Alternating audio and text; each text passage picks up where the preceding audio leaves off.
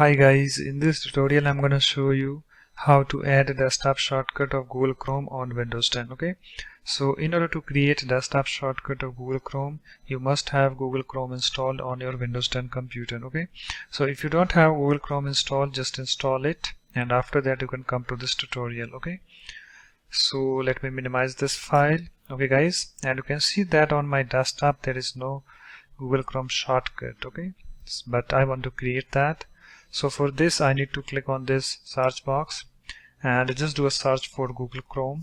Okay, and here we have the Google Chrome app. Right click on that and then click on this open file location. Okay, and here we have this window opened and here we have this Google Chrome. Okay, so just right click on this and then click on this send to. Okay, and here we have the desktop create shortcut. Click on this and after that you can close this window. Okay, and you can see that here we have this Google Chrome shortcut created on desktop. Okay, so if I double click on this to open this,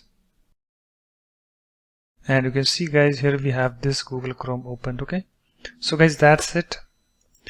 In this way you can easily add desktop shortcut of Google Chrome on Windows 10. So thanks for watching. If you like my videos, please support this channel by subscribing to it. Thanks, bye bye.